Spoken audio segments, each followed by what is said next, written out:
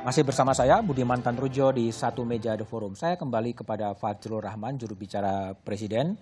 Fajrul, tadi ada masukan dari Nadir Syah Hussein bahwa ahli-ahli agama ini tidak dilibatkan ya untuk mendesain atau untuk merancang situasi termasuk situasi kenormalan baru. Gimana Anda merespon masukan itu? Sejak awal sebenarnya Pak Presiden Joko Widodo atau pemerintah ini menyadari bahwa kekuatan daripada tokoh-tokoh masyarakat, tokoh-tokoh agama itu sangat menentukan di dalam pembentukan yang namanya bahkan dalam upaya menghadapi COVID-19.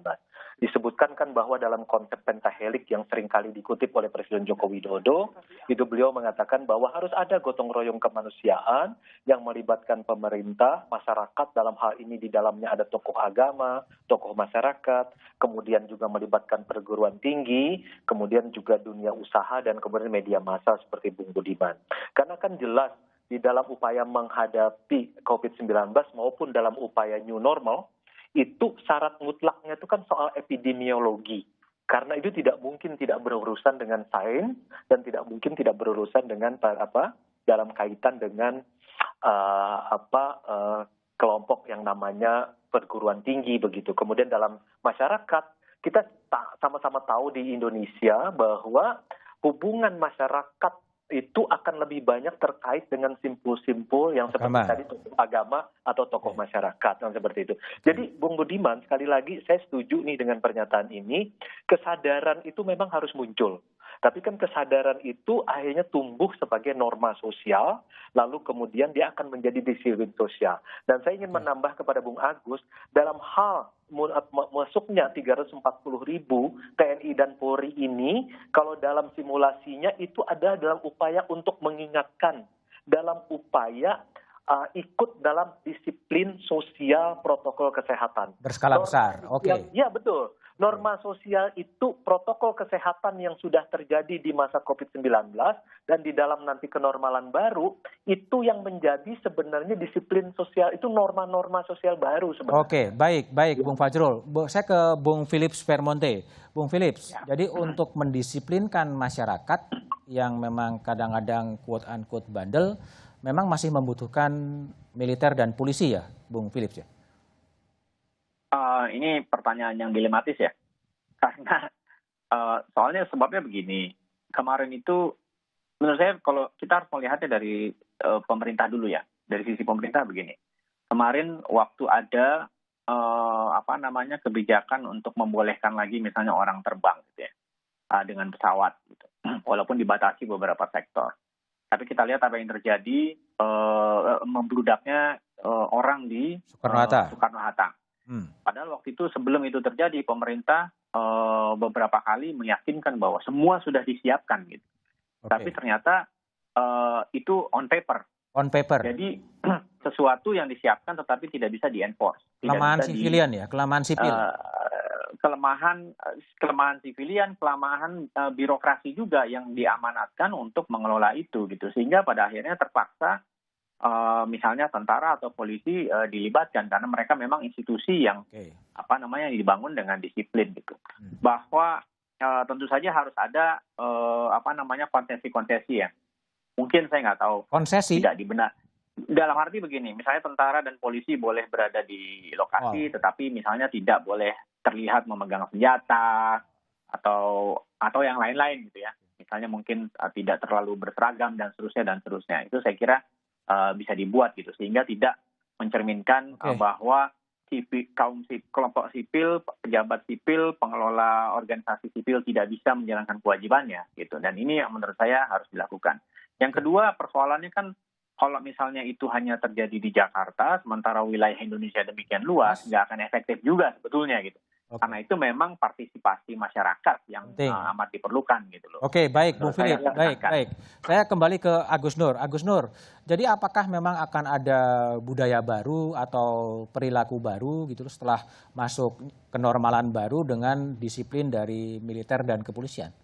Kalau dengan militer dan polisi saya agak kurang percaya. Contohnya apa yang dijelaskan soal disiplin atau prosedur atau SOP itu seperti Pak Billy bilang on paper gitu. pasti akan banyak kendala teknis di lapangan. Saya melihat misalnya bagaimana polisi ketika naik motor untuk mengamankan orang itu menyalahi prosedur jarak 1 meter. Mereka berboncengan. Itu menjadi orang ketawa gitu lah. Ngapain Pak suruh bubarin nggak berjaga jarak, Bapak boncengan seenaknya gitu. Itu prinsipnya. Saya setuju dengan Mas Fajrul. Yang penting bukan kesadaran individual atau personal. Kesadaran strukturalnya terjadi nggak? Output terpenting dari new normal ini adalah apakah pemerintah misalnya punya kebijaksanaan baru, perspektif baru dalam mengelola persoalan rakyat. Kalau enggak, belum apa-apa sudah pakai militer, berarti mindset new normal atau kesadaran baru itu belum tumbuh menurut saya. Itu problemnya. Untuk apa new normal kalau tidak ada output jangka panjangnya adalah kesadaran baru cara mengelola. Misalnya gini, situasi hari ini menyadarkan bahwa tidak naik motor atau Jakarta menjadi bebas polusi. Apakah setelah itu kemudian beralih ke transportasi publik? Nah, kalau begitu pemerintah harus menjadikan transportasi publik yang bagus dong. Kalau enggak kan enggak ada. Kemudian polisi apa untuk mendukung agar polusi itu semakin baik, tidak ada kematian, itu poinnya. Kalau nggak ada output itu, new normal, saya kira nggak ada, ya cuman untuk mencoba mengatasi pemulihan ekonomi di tengah wabah, bukan menyelesaikan. Baik, Gus Nur, baik. Saya ke Gus Nadir Syah Hussein.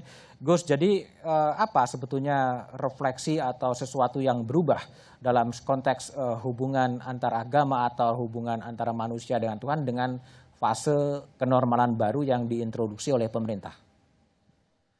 Ya, saya kira cara kita memandang persoalan menjadi seharusnya lebih kompleks.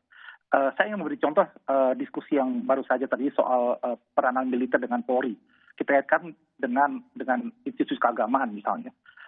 Saya melihat bahwa sebaik apapun niat pemerintah untuk menerjunkan kawan-kawan dari TNI dan Polri, tapi jumlah mereka kan sangat sedikit dibanding jumlah penduduk Indonesia. Yeah.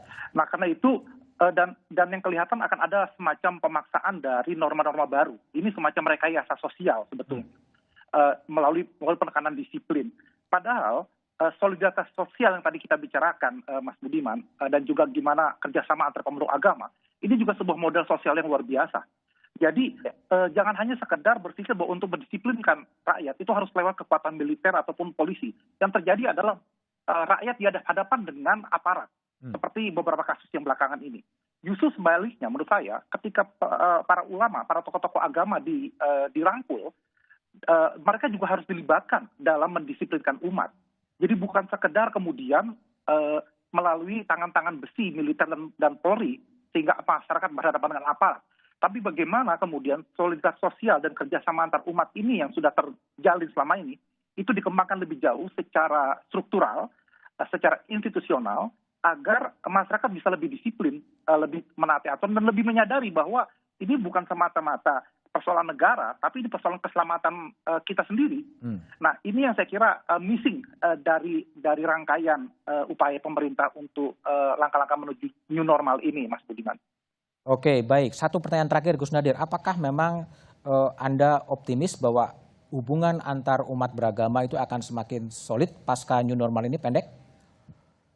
Saya kira ya. Biasanya kalau kita punya musuh bersama, maka kita akan kompak. Nah, karena itu lupakan persoalan dalil, lupakan persoalan dalih, lupakan persoalan perdebatan teologis. Ini saatnya masuki sisi kemanusiaan kita bersama. Ini persoalan umat manusia, ini persoalan kita bersama. Ini modal sosial yang luar biasa, yang sayang kalau kesempatan ini dibiarkan lepas begitu saja oleh pemerintah dan oleh kita semua. Oke, baik Gus Nadir Syah Hussein, Bung Philip Spermonte, Fajrul Rahman, dan Agus Nur, terima kasih telah bergabung di satu meja The Forum. Badai pandemi COVID-19 dan revolusi digital telah memaksa bangsa-bangsa berpikir ulang soal hakikat kehidupan dan hakikat kemanusiaan. Penetrasi COVID-19 makhluk renik tak berwujud telah memaksa manusia beradaptasi dengannya dengan lebih memperhatikan aspek kesehatan. Itulah realitas di balik gagasan normal baru. Apapun tataran baru yang dirancang dan sebaiknya dibangun secara bersama, keselamatan rakyat tidak boleh dipertaruhkan. Tatanan baru sistem ekonomi post-pandemi harus juga bisa menjawab kerusakan sosial ekonomi akibat kesenjangan ekonomi yang kian terbuka. Demikian Satu Meja The Forum malam ini. Sampai jumpa pekan depan. Selamat malam dan terima kasih.